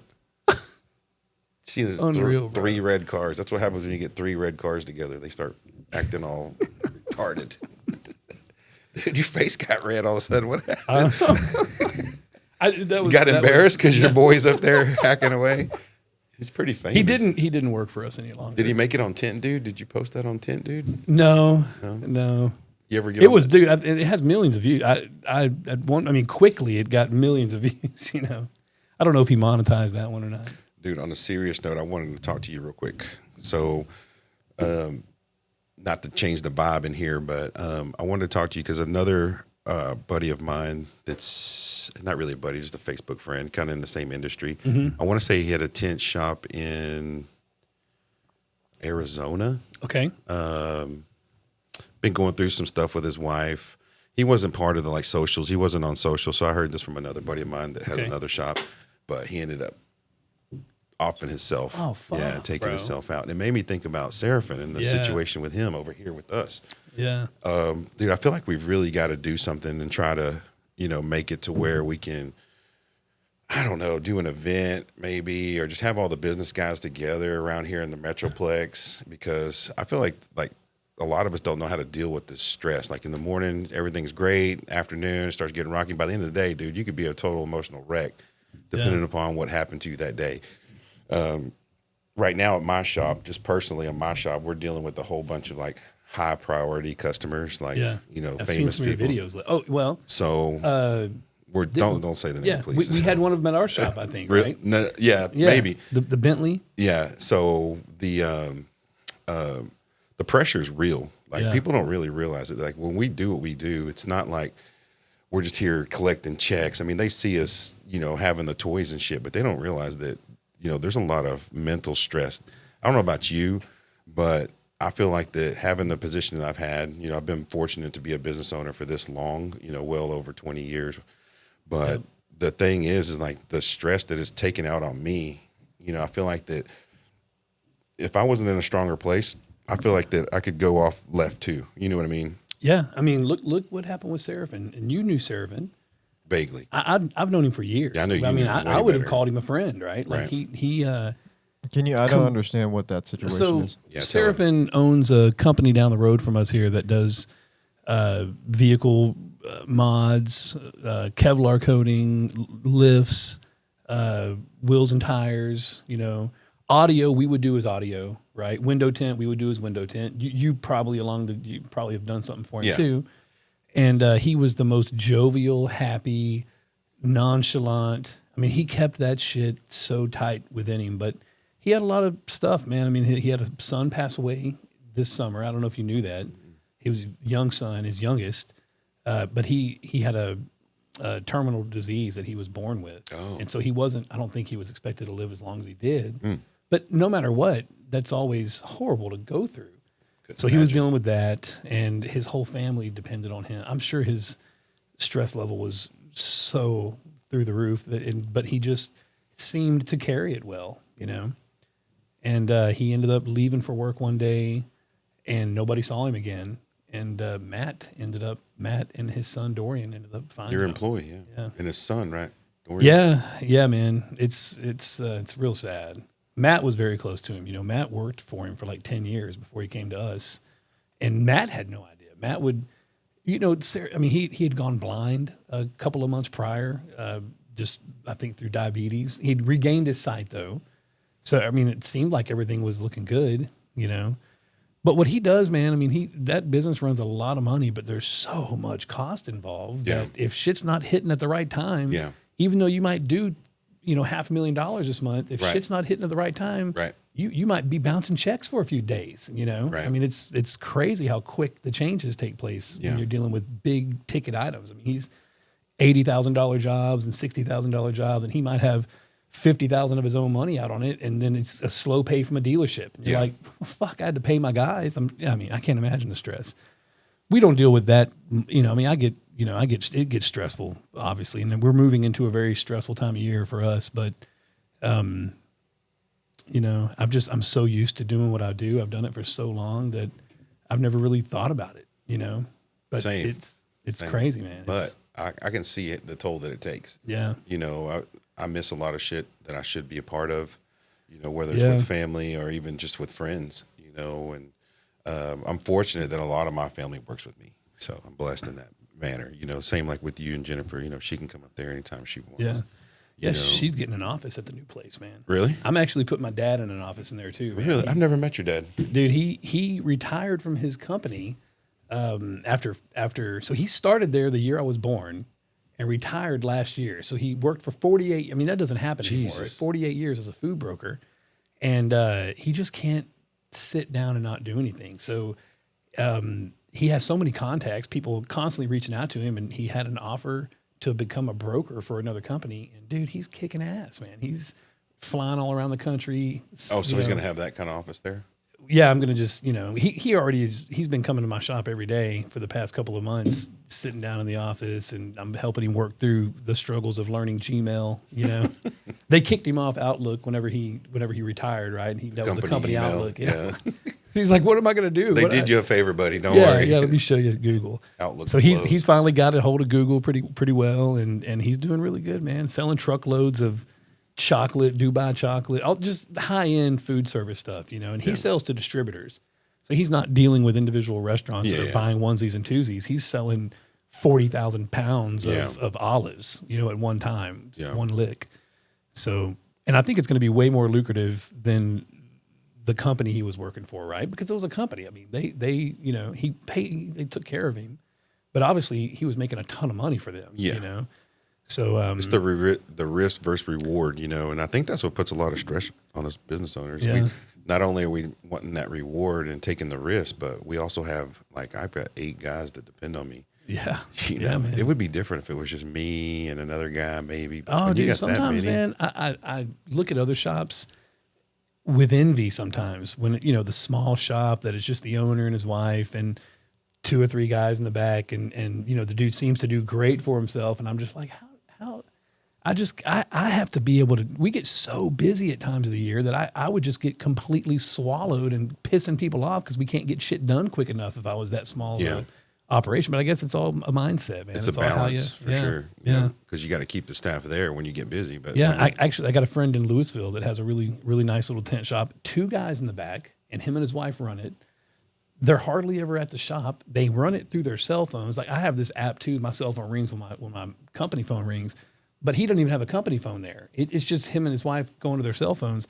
He handles all the scheduling. So he just has customers showing up. The guys already know they're there because they're on the schedule, and they just do the tent job and take the money, and the dude makes a killing. I'm like, that just, you know, little bitty shop. Man, I just... it's just so stressful sometimes. Yeah. What is y'all's take on dealing with emotion as a business owner? You know, a lot of people think, you you know, as a man, you're supposed to just kind of bury your emotions deep, but especially in business. What y'all I had an emotional situation a couple of days ago. You remember, Matt, that Mercedes that came in? Yeah. We did a video on it. Well, the dealership that brought that Mercedes over came in the other day. It was the battery died, right? It was just a dead battery. That happened, especially on a car that was 6 years old and sold as is to the customer. And right away, the dealership was like, "Hey, man, we'll take care of it." It wasn't just a normal battery; it was like the 48-volt battery, very expensive battery. Well, the salesman from that dealership came in, started demanding that we take up the bill, the $2,500 battery bill, and he came at me. So, I mean, you know, I think if he was just if it was more of a correct respectful, approach, you know, like just talking to me about it, I wouldn't have. But the way he came at me, it made me throw up a defense, you know, and I probably got a little bit emotional. I might not should have, but I think rightfully so, you know. Did but you cry in the bathroom? No, not that kind of emotional. I might have raised my voice. Yeah, that's easy to do. Yeah. And I hate doing that, man. Like that. I mean, I literally wanted to get in my car and go over there and talk to the dude face to face, but. You know, I mean, if he didn't give a fuck enough to come in and act that way, like why should I go out of my way? Yeah. You know? So I see Matthew's question though, because it's something about being a business owner that it's going to let you do one of two things. You're either going to do like us and try to always be mindful of our employees and they're in situations, whether it's their money, their personal their personal issues or whatever. I always try to give them guidance, be part of that team. But some business owners take the other road. Like once they get that authority, dude, they just turn straight into. Oh yeah, dude. We know one kind of close to here that I'm not going to mention any names, but I've known a lot of people that have worked for him that really. Yeah, man. That I have really good retention, right? Like the only reason I've recently turned over my staff was because of a management problem that I had, and I wanted to clear some people out. But those guys have been with me for 10 years, and this group that's with me now. I mean, I can see another 10-year group of guys. But I try to be very respectful to them, man. I get it. They're there all day long away from their families, just like I am, But some of them kind of get on that high horse. Some of the owners I know that are just, I mean, I've heard stories of tent shop owners getting in fist fights with their employees in the back. And they'll carry my mind. And they'll carry it over to their customers too. Oh, yeah. They'll get confrontational with their customers. Yeah, dude. Yeah. I definitely will never get confrontational with a customer intentionally. Yeah. You know what I mean? Oh, but yeah. I think some unintentional things have happened that created some confrontation. But well, especially with you dealing with one. Matthew knows exactly what I'm talking about. Let's just say a text message was sent to someone that was supposed to be a member of my team, and it was accidentally sent to a customer. I'm throwing up the screenshot right now. Oh, no. Is there a screenshot of this? No, he doesn't have that. Yep, I have it. Bro. I could tell you know how many times during the day I'll send a text to somebody and then have this fleeting feeling of like agony, like shoots through your body. Okay, good. It was That's the what right happens. person. And of course, it was an iMessage customer. And I go to unsend it, right? And then, because you can unsend stuff now, but that message was unable to be unsent. Oh, shit. Does he know you tried to unsend it? Like, does it give him a notification? It wasn't a him. And oh, no. Yeah. Was it talking about her to somebody else? Speaking of emotional distress. Oh, nice, bro. Dude, this still puts heat on the back of my neck to this day because I'm just Your not face is that kind getting of. red. It's matching the cart. I'm not that kind of guy. You know what I mean? I feel bad, and it really wasn't like. Did y'all talk ever again after that? No. Oh no. And it really wasn't like something that was completely unsolicited. Like it was kind of a mutual thing that we had going on in that instance, but. Yeah, dude, I still always try to be professional, and I apologized, but it fell on deaf ears 100%, So, but I felt like that situation was kind of a blessing in a disguise because maybe that customer wasn't a right fit. Yeah, sometimes, we run into that too, man. And it was a weird situation because I felt like I was getting baited into something because I had a customer dropping off a car and she never really wanted to talk about the numbers about what she was getting done and how much it was going to cost, right? Yeah. And it felt weird to me throughout the meeting, you know, because I always like to show because you're customers. dealing with big numbers, bro. Right. And I like to show customers a shop when I get here because it puts them at ease. Like they're bringing me an Aston or something. Yeah. Come on in. Yeah, I want to show you the shop. Look, there's a Ferrari. Here's a Rolls. Here's a Bentley. Your car's going to fit perfect here, right? So we're doing all that. We're talking. I'm trying to talk numbers with her, but she kept changing the subject. So finally, I was like, she's giving me her keys, getting ready to leave. I'm like, let me get your information so I can have your contact information at least, you know? So she starts telling me that, and I start going over numbers with her. And immediately, attitude changed like that, bro. It's like she thought it was going to be free? Instantly flipped. It was, let's just put it this way. It was like a $8,000 job she was trying to get for $2,000. And bro. I felt like I was Good thing you brought up numbers. I was getting baited into it. Yeah. Because that way, if you did it already, you know, look, dude, I've then you have to own up to it. Yes. Yeah. Well, and I've been in situations where they'll hold you to it. I've had customers. Yeah, man. This shit can be stressful sometimes. We had a dude, Seraphin, had just powder coated his calipers for us, and we blacked out his headlights and taillights and did some window tint. Right, dude owed us like $1,000. Yeah. And I wasn't there. Cheap for all that. Dude, that's cheap. Dude, I think I paid Seraphin $450 for the calipers. That's right? super cheap. Yes, super fucking cheap. And he was a return customer, and he had beat me down on price, right? And it wasn't even worth doing, but we did it, and it was my son's open house, like in his 5th grade or whatever. So I had to leave early before the dude picked it up. But Ryan was at the shop. I'm like, here's what he owes. He should be here before 6. Just charge him, give him his keys, get his ass out of here. Yeah. Ryan calls me, bro, like 5 till 6. Hey, man, this dude's here saying you told him $200 for everything. And I'm like, what are you talking about? Ryan, you know that's not true, right? Well, of course I know it's not true. Well, tell him it's $1,000 or he cannot take the fucking car. And Ryan puts it on speakerphone and I'm like, sir, you know it's $1,000. No, you told me $200, $250 at the most. I'm like, that's the most ridiculous thing I ever heard of. Yeah. Pay us the money or, you know, leave your car. That's your only 2 choices. Ryan turned his back. Dude snatched his keys off the counter, ran out into the parking lot, jumped in his car and took off. We called the cops. Cops show up. Ryan's like, look, we have his address. We have everything. We have this form that we make customers fill out. It has his address. He signed it. The cop looks at it and says, oh, man, this is contract law now. Yeah. This is a contract he signed. This is a civil matter. Sorry, can't help you. Yeah. You know, that's literally how business owners get treated now. Yeah. You know, and I think, and that dude I remember him telling us he was a law student. I think this fucker knew the law. And so he knew he could just steal from us like that. So, but then I'm asking the cop, I'm like, well, when I go to Discount Tire, I have to fill out paperwork and sign it. So what if I just run out with my keys after they put tires in my truck? Is that different? Well, no, you're stealing tires. Well, this dude's stealing labor and film and material, paint. And, you know, it's such a joke, man. I'm certain they would track me down if I did that to Discount Tire. If anybody did that to Discount, that's not a contract law. Right, for sure. And I feel like they do, like customers, and that's why a lot of my clients and even new customers, they have been referred to from somebody. I don't get just people off the street ever, hardly. Yeah. They always know somebody who knew me or something like that because we were word of mouth forever. And even now, like we've never spent money on Google AdWords.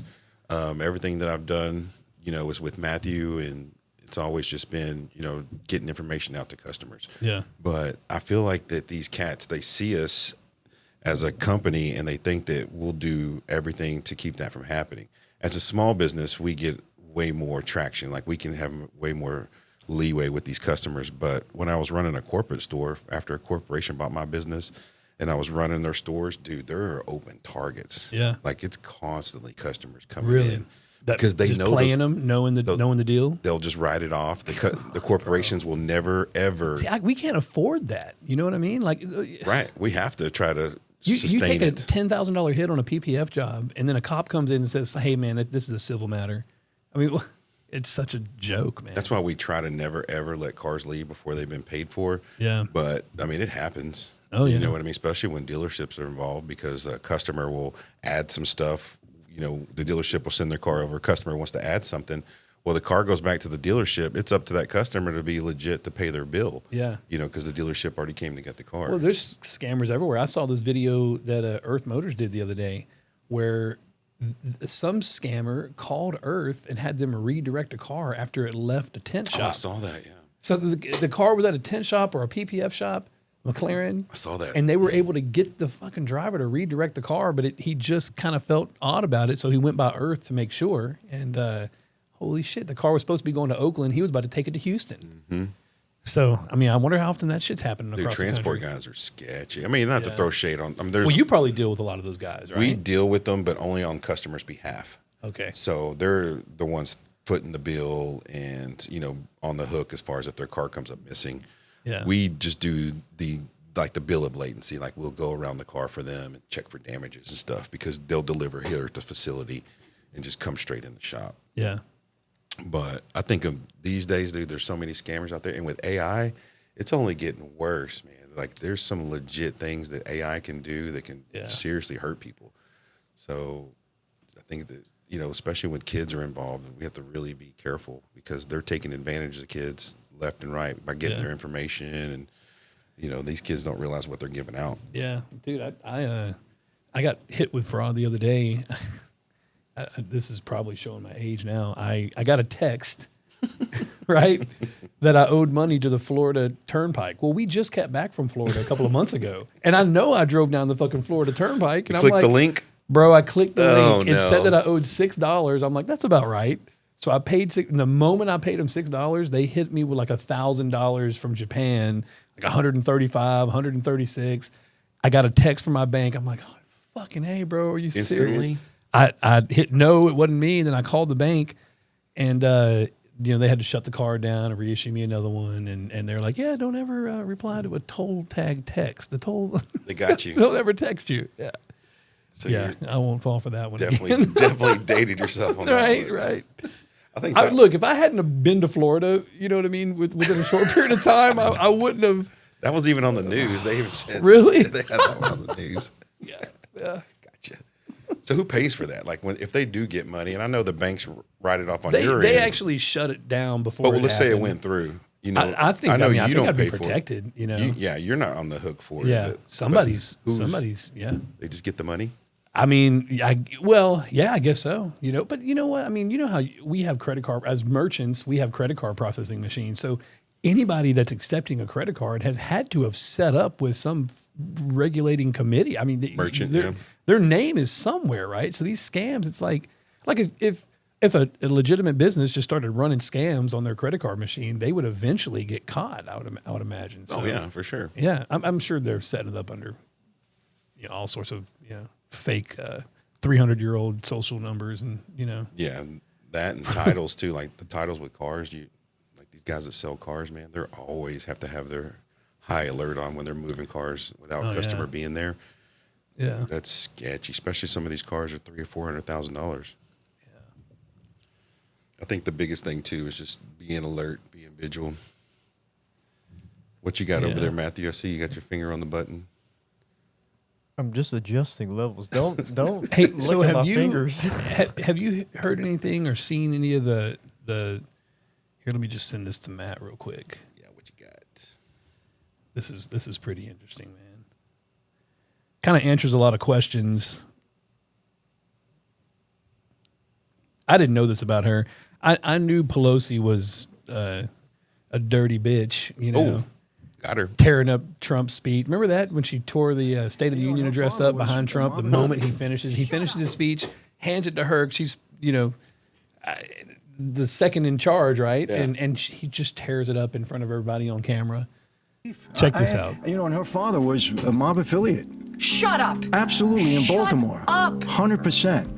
And I don't say things out of school. 100%. The mob supported him. He became mayor of Baltimore. He had mob connections all along. 100%. This is fact. And she was. She must have got it all in her head. She watched her dad. She's like a mob boss. Nancy Pelosi. I mean, it's what they get away with is just terrible. Why is it legal for them though and not for? Because they exempt themselves. They have an exemption, and they do it through the back door. Pretty wild, man. How is it? Like the millions of dollars. I mean, yeah, I don't know, man. I mean, it's, the whole January 6th thing where Trump literally asked her for 10,000, National Guard troops to prevent anything from happening. And instead they infiltrate the crowd with FBI agents and instigate everything. Right. And then prosecute Trump for it, bro. If he doesn't go after her, man, I mean, did she get pardon? I don't think so. Hopefully all these pardons get thrown out. Yeah, I don't think so. How do you get a preemptive pardon anyway? Dude, how bad does that sound? Yeah. Like you haven't been convicted yet. But you we know? have to tell them where we get $600 on Venmo from. Right. Yeah. Every man. single time. My thing is like, just make it fair. You know, if we got to follow the rules, then so do you. Yeah. I think the biggest thing I seen too, where was it? Talking about Pelosi and her husband. Because wasn't he? He's a part big of it too, wasn't he? Well, He an investor too. Yeah, but he also, I think he was maybe the Hines family or some shit. Oh, is that what it was? I don't know if it's. Oh man, I hate to say something wrong, but I know he came from money. You know, so. But she's made all these investments with companies that certainly she helped pass laws for, so those companies would take off. For Like sure. she knew it was about to happen. Yeah. You know, she loaded up. Yeah. I mean, I guess if you can get away with it, right? Yeah, she should just sell stock tips once she retires. I guess she's already retired, right? Yeah, she's done.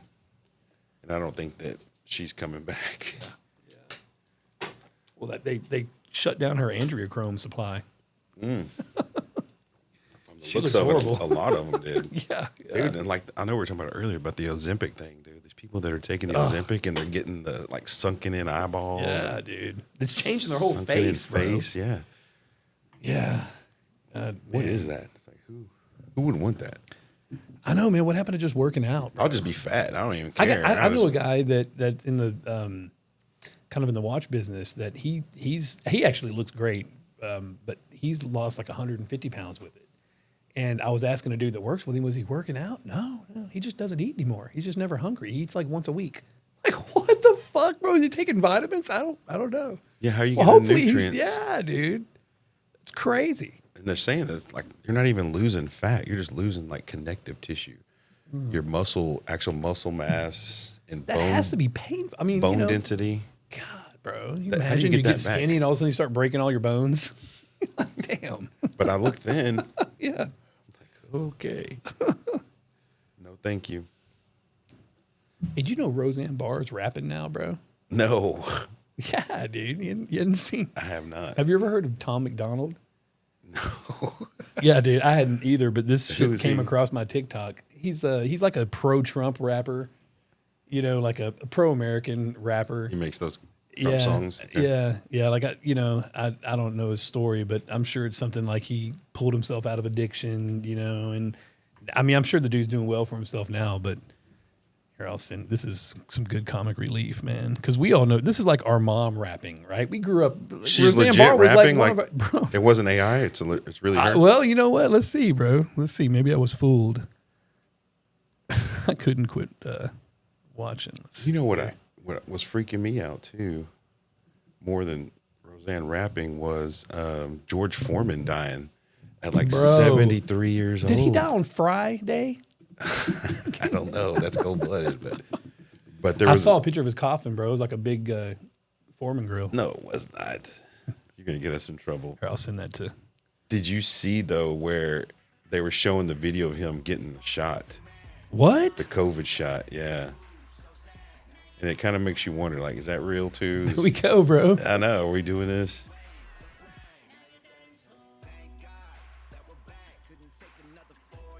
Yeah, I've seen this guy. I don't know. There she is. Yeah, bro. I think her verse is coming up. She looks great. She really does. She looks great. I don't get it. I mean, it's so weird. I mean, what a weird thing for her to decide to do, though, you know? Well, I'm sure money was involved. Oh, yeah. Those braids make her look young. You think that's really her? Or did they touch her up a little bit with the... Did we miss her verse? There she is.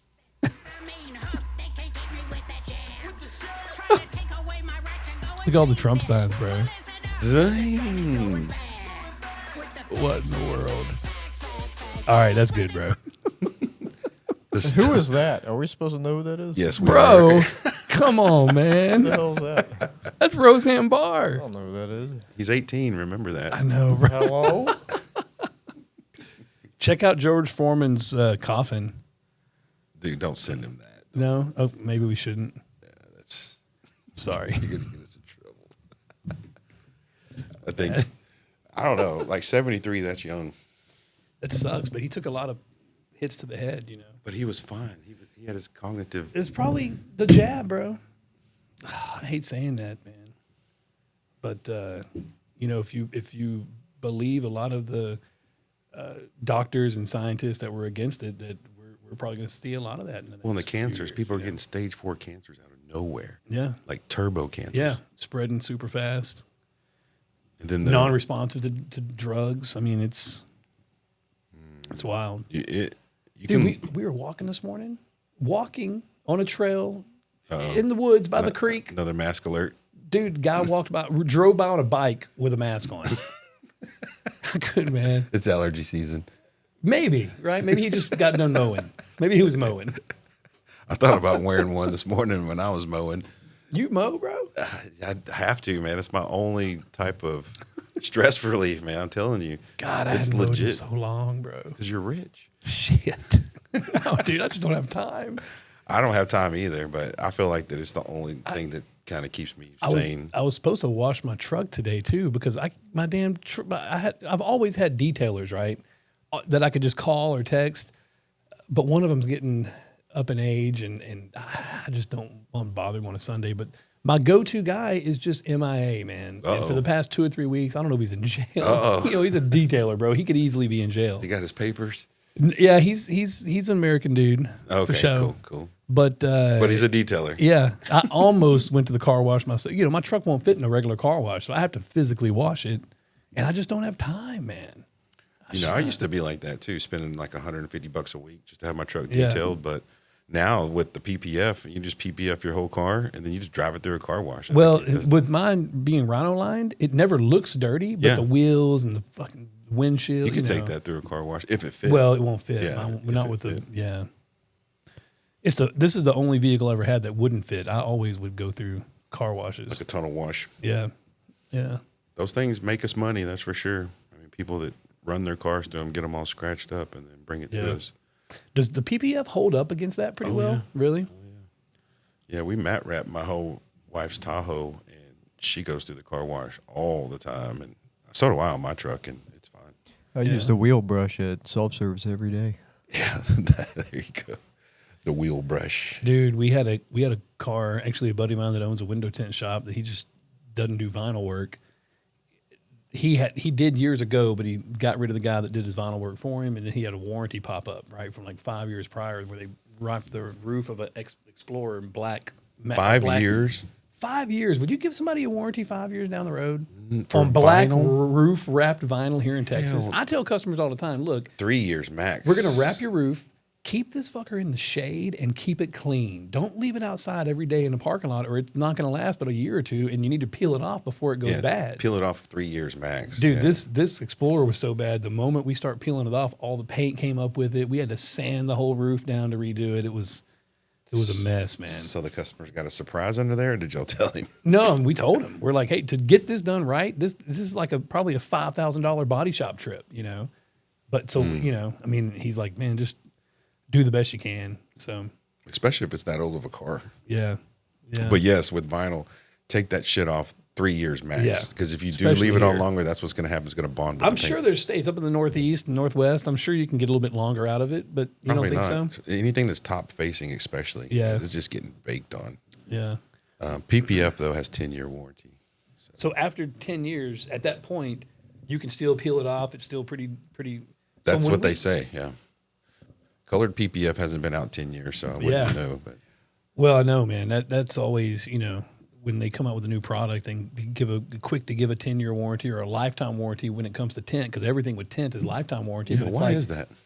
Dude, I don't know. It's only the product. Like, I'm sure with the PPF, it might be the same way. We charge labor for it, right? Like typical warranties, if it's an actual breaking down of the product and not like one of my guys got a hair under it or something, then I mean, there's labor fee. You know, we just give the film away. Right. So it happens so rarely, dude. I don't even really ever enact the warranty. I just redo it. They just figure that people are going to get rid of the car. That's the whole thing, man. It's like the average here in Texas is probably 3 to 4 years, you know?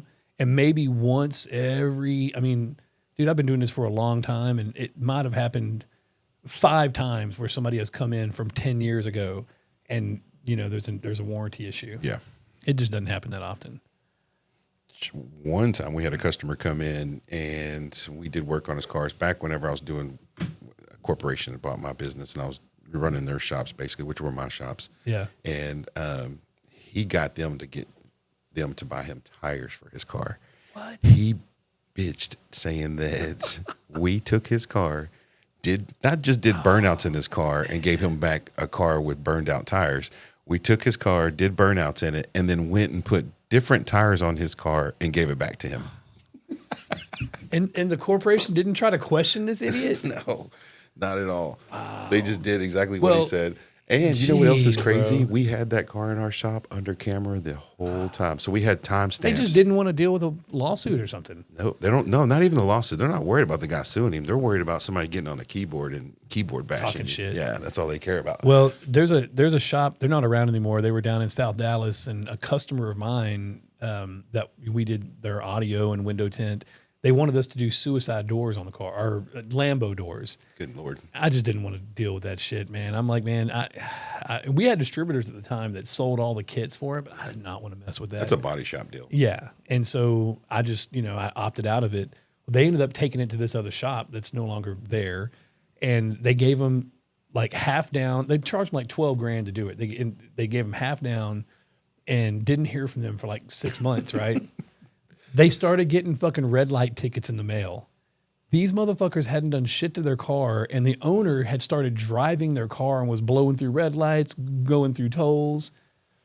Ended up, there was body work that had been done on it. Like he got in a wreck and then fixed it with some shoddy bodywork company that just did a shit job, So yeah, there's shops out there that do that kind of stuff. That's man. crazy.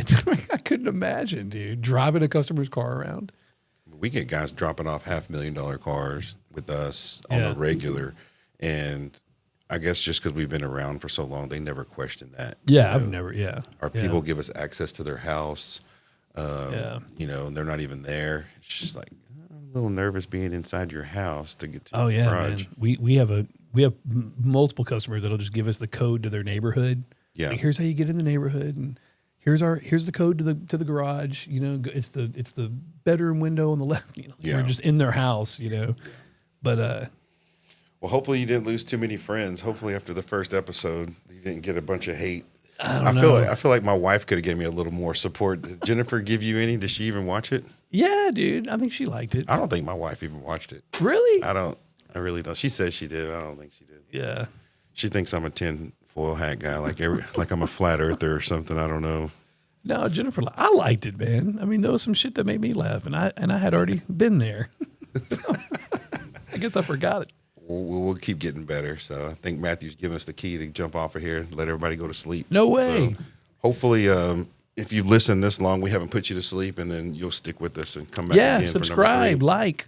Please. Cool, man. Great show. All right. Bye, everybody. Later.